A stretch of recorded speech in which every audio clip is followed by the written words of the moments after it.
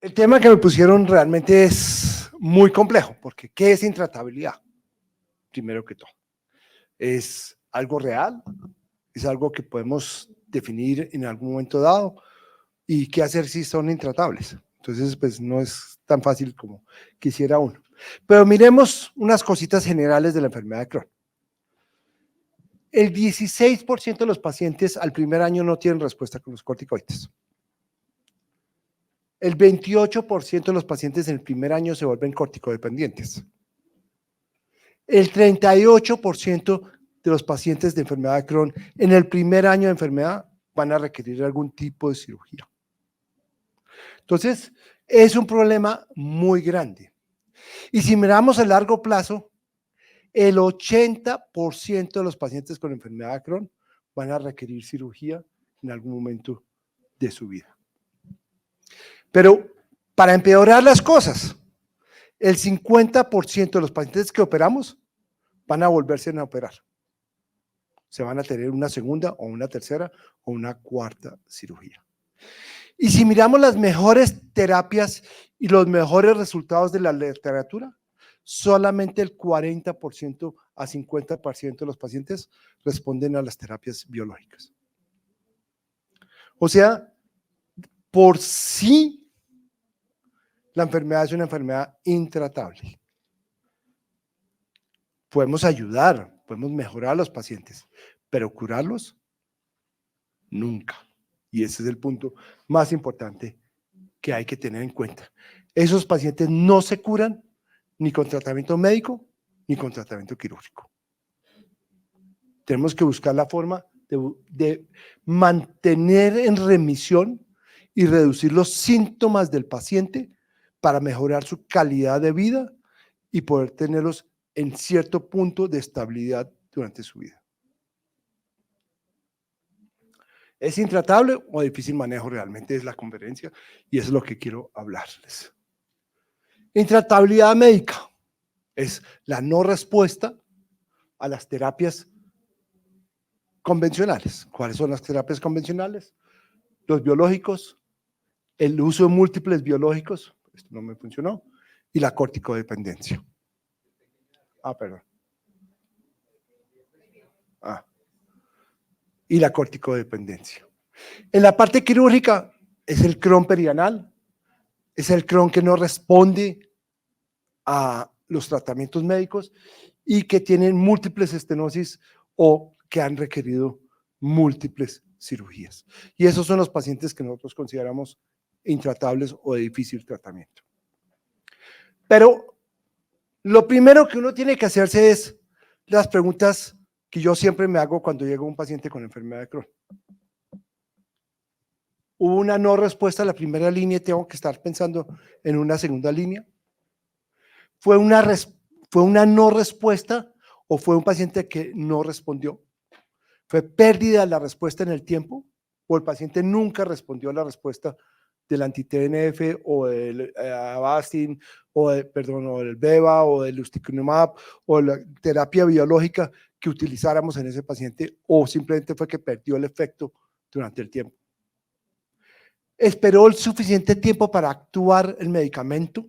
Porque no todos los medicamentos actúan en el mismo tiempo. Entonces, uno no puede decir que el medicamento no funcionó si usted utilizó un medicamento que se demora 2 o 3 meses en actuar, mientras que con infliximab se demora mucho menos tiempo. Entonces, hay que mirar eso para poder uno decir si actuó adecuadamente o no funcionó adecuadamente. ¿Fue la dosis adecuada para el paciente? Porque vemos mucho que las dosis son subóptimas en los pacientes. En los pacientes, por ejemplo, los pacientes de edad pediátrica aumentan de peso y la dosis que le está dando usted es mucho más bajita de la que debería darle. Y se ve muy frecuentemente en edad pediátrica ese problema con las dosis de las terapias que tienen, son dosis dependientes. Entonces hay que tener mucho en cuenta eso. Y en el adulto también, porque los adultos cambian de peso si están mejorando la enfermedad, entonces se vuelve subóptima la dosis que le está dando a ese paciente y tiene que modificar la dosis. Y hay que tener eso en cuenta en ese grupo de pacientes. ¿Se puede aumentar la dosis o acortar el tiempo de aplicación? Sí. Tenemos pacientes que cuando usted les da los medicamentos y se los aplica cada 2 meses, se da uno cuenta que al final están empezando a tener síntomas. Entonces ese paciente hay que modificarle el esquema de manejo para optimizar el manejo de ese paciente con la enfermedad inflamatoria, para tratar de disminuirle la sintomatología o por lo menos tener la mejor respuesta clínica que podamos tener en ese paciente. Y se puede hacer de 2 formas, o aumentar la dosis o acortar el tiempo de aplicación. Y eso es con muchos de los medicamentos, si no es con todos realmente. Entonces uno tiene que mirar eso para ver si está haciendo el tratamiento adecuado antes de declarar que ese paciente es intratable o perdió la respuesta a su medicamento que está actualmente y tenemos que pensar en hacer otras cosas en ese paciente. ¿Tiene anticuerpos? ¿Los niveles son los adecuados del medicamento? Esas son las cosas que tenemos que preguntarnos para uno definir que no está funcionando bien. ¿Podemos medir los anticuerpos? No, no podemos medir todos. Para allá hay algunos que sí podemos medir en Colombia y que se pueden averiguar cómo están y cómo son los niveles de la droga en el paciente. Y esos niveles hay que medirlos antes de la aplicación de la siguiente dosis, para ver si uno acorta el ciclo o no acorta el ciclo, y si no tiene anticuerpos, pues uno acorta el ciclo del medicamento para tratar de mejorarle la biodisponibilidad del medicamento para tener un nivel suficientemente adecuado del medicamento en ese paciente. ¿Tiene algún tipo de complicación el paciente asociado a esa enfermedad que hace que no responda? El Crohn produce abscesos, produce fístulas. Si el paciente tiene un absceso alrededor del intestino, no va a mejorar por más terapia biológica que le dé. Si tiene fibrosis, no va a responder a la fibrosis. Acordémonos que los medicamentos que tenemos disponibles mejoran los procesos inflamatorios, no mejoran las fibrosis. La fibrosis no tiene reversa. Y eso es un tema que uno tiene que tener en cuenta siempre que está manejando. ¿Hay inflamación o hay fibrosis? Si hay fibrosis, no bote la plata. Porque fuera que son muy costosos los medicamentos, no le está sirviendo para nada. Porque el problema no es de medicamentos, el problema es de que hay que solucionar la fibrosis o la estrechez o lo que tenga, ya sea por endoscopia, ya sea por cirugía, lo que usted necesite, pero no funciona si tiene ese tipo de manejos. ¿Qué es lo que vemos y estamos haciendo hoy en día? Son terapias secuenciales. Entonces empezamos con un medicamento, agotamos ese medicamento, pasamos al siguiente medicamento, agotamos ese medicamento, pasamos al siguiente medicamento y nos quedamos sin medicamentos. Eso es lo que nos está pasando hoy en día y ese es el problema grande que tenemos en la actualidad y cada vez lo estamos viendo más nosotros en nuestros pacientes, que ya estamos en la tercera terapia y ya estamos volviendo a la primera terapia, porque no tenemos otras alternativas. Ya sabemos que falló, por ejemplo, la infliximab, que fue la primera que se usó, porque esa era la que existía hace 20 años, 15 años, perdón. Y hoy en día estamos reiniciando la infliximab para los pacientes porque ya pasaron por Inflixi, ya pasaron por Bevo, Bedo, ya pasaron por Humira, ya pasaron por Certo y tenemos que volver al Inflixi, aunque sea otra vez un TNF, que ya hemos usado 2 o 3 TNFs en el paciente, anti-TNFs. Entonces, ese es el problema que tenemos hoy en día. ¿Qué está pasando y para dónde va el tratamiento médico de esos pacientes de difícil manejo? Esas son las terapias duales. Las terapias duales empezaron cuando se empezó a utilizar el vedolizumab y el paciente tenía manifestaciones extraintestinales y les agregaron otros medicamentos como los anti-TNFs o como el ustekinumab para el manejo de la sintomatología extraintestinal. Y se dieron cuenta que hubo un grupo de pacientes que mejoraba todavía más de su enfermedad inflamatoria. Y ahí es donde se están haciendo los estudios y se están empezando a diseñar estudios actualmente en el manejo de esos pacientes. Esta es la literatura, hay mucha literatura, no hay mucha literatura sobre eso. Y son estudios pequeños. Los metaanálisis son metaanálisis de 200, 300 casos. Los estudios más grandes son de 30 a 40 casos. Actualmente hay un estudio randomizado controlado que está en curso, pero pues son muy poquitos estudios, entonces la evidencia todavía no la tenemos lo suficientemente. ¿Qué es el susto que le da a la gente utilizar medicamentos, dos medicamentos biológicos? Es la seguridad de esos medicamentos, los efectos secundarios de esos medicamentos, la incidencia de infecciones, la incidencia de tumores, la incidencia de diferentes cosas. Y ese es el gran problema que hay en eso y es el susto que se tiene realmente para la utilización de medicamentos duales en enfermedad inflamatoria intestinal. Esto es simplemente uno de los estudios en donde, uno de los metaanálisis realmente, en donde vemos, uy, aquí no alcanzo a ver, los eventos adversos son similares a los que vemos en el manejo de un solo medicamento. Vemos remisiones clínicas en pacientes que no han sido multitratados. O sea, esos pacientes han tenido 2 y 3 terapias biológicas diferentes. Y vemos respuestas del 50%. Respuestas. No vemos cicatrización de mucosa en el 50%. Eso se baja al 30%. ¿Qué es lo que pasa con las otras terapias biológicas también? No todos los pacientes responden 100%. Hay remisión clínica, más no endoscópica, más no cicatrización de la mucosa. Pero se obtiene respuesta en pacientes que estamos perdiendo toda la respuesta, en que ya no tenemos más alternativas. Entonces podemos recuperar otro grupo de pacientes con estas terapias duales. Está indicado principalmente en enfermedad refractaria y en pacientes que tenemos con medicamentos que no tienen cubrimiento para manifestaciones extraintestinales. Remisiones clínicas en el 52% y 33% en endoscópicas. Lo que se busca realmente es que la función de esos medicamentos sea completamente diferente. Entonces, nunca se deben usar dos anti-TNFs juntos. Se debe utilizar o una antiinterleuquina y una antiintegrina.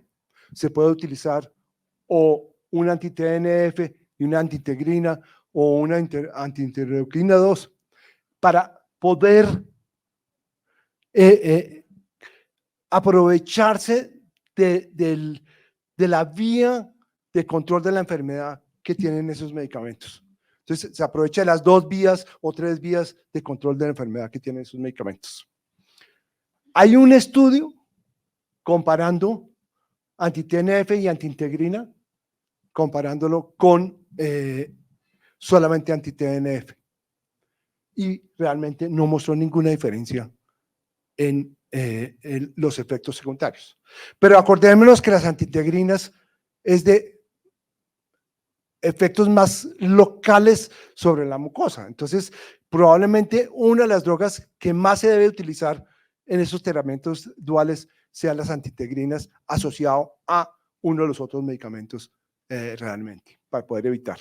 Y todo lo que dicen y todos los estudios dicen se requieren más estudios, más número de casos y hay que hacer más controles para esto. Cirugía.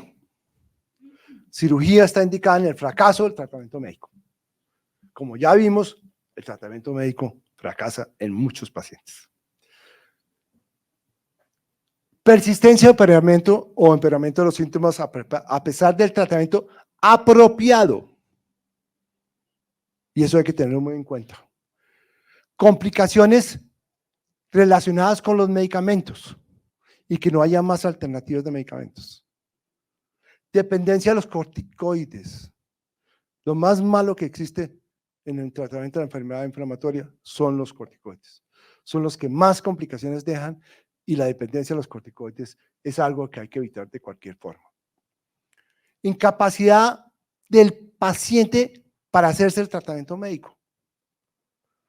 Y esto hay que tenerlo muy en cuenta, sobre todo en nuestros países donde las áreas rurales son tan lejos y la accesibilidad a los tratamientos médicos a veces no es tan fácil como uno quisiera. Entonces, si yo tengo un paciente con una enfermedad ileocecal y tengo que ponerle terapia biológica y el señor vive a 18 horas o 20 horas del pueblo más cercano, pues ese paciente usted ponerle una terapia biológica probablemente nunca se la va a poner a tiempo. Entonces hay que pensar en que ese paciente de golpe, si tiene una enfermedad ileocecal limitada, le va a ir mejor con una cirugía que con la terapia biológica, porque nunca se la va a aplicar adecuadamente. Complicaciones de la enfermedad que comprometan la calidad de vida. Y en los niños, el retardo del crecimiento pondoestatural es muy importante como indicación de cirugía en ese grupo de pacientes. Acordémonos que ni yo, como cirujano, ni ustedes como clínicos, curan la enfermedad. Entonces tenemos que limitar la cirugía a lo que es. No hacer resecciones extensas, no hacer más de lo que necesitamos, sino tratar lo que necesitamos tratar para poder mejorar al paciente. Si tiene una fístula, corregir la fístula. Si tiene una fístula entérica, corregir, resecar el segmento comprometido, no todo el segmento grande, sino lo más limitado para poder preservar lo más que podamos de intestino para que no tengan, que es el grave problema, y ahí sí estamos envainados, es el síndrome de intestino corto en los pacientes con enfermedad de Crohn. Miremos qué ha pasado en la evolución de las terapias quirúrgicas. Estos son años de vida, años. Antes de las terapias biológicas, los pacientes requerían muchas más cirugías. No. Es que es el de arriba. Qué pena. ¿Hacer todas? No.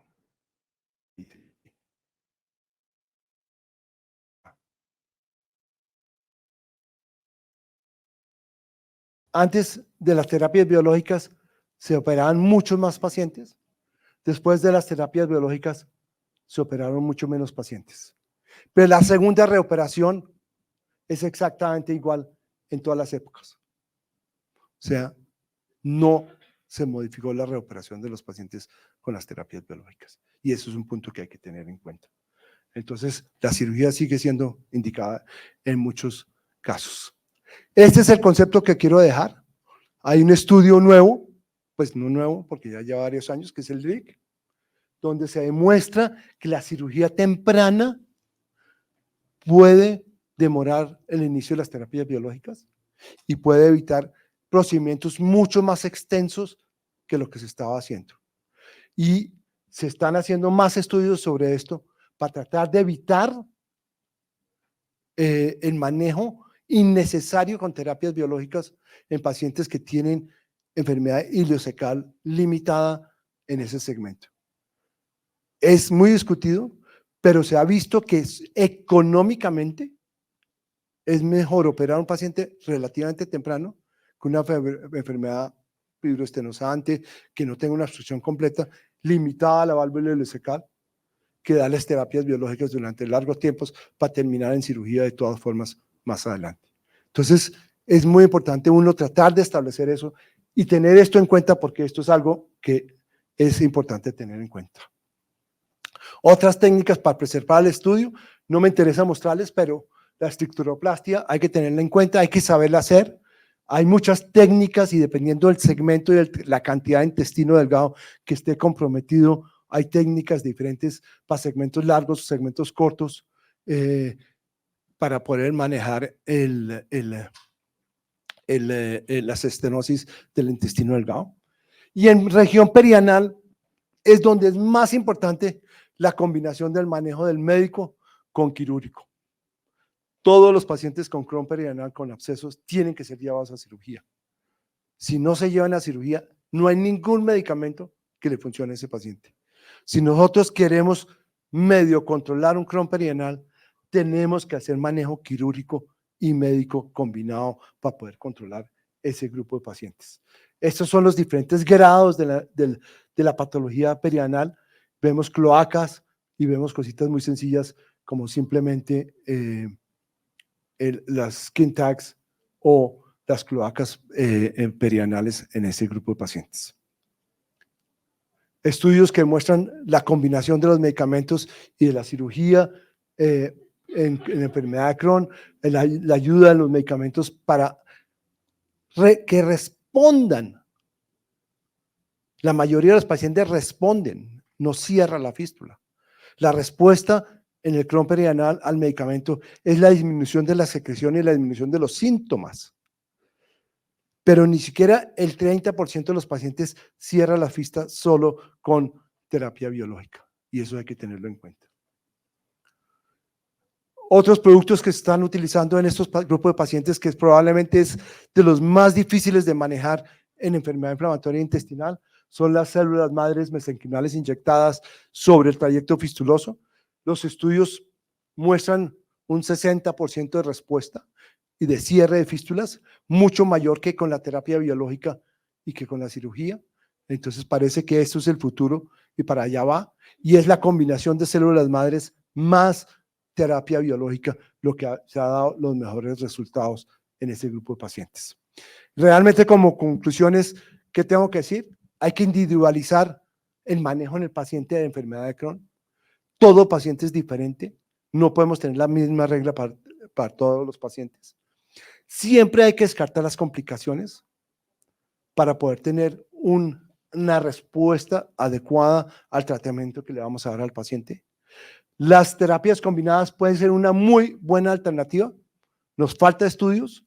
La recomendación no es no hacerlas si no es bajo estudios muy estrictos o un seguimiento demasiado estricto del paciente, porque no hay suficientes estudios para poder decirlo.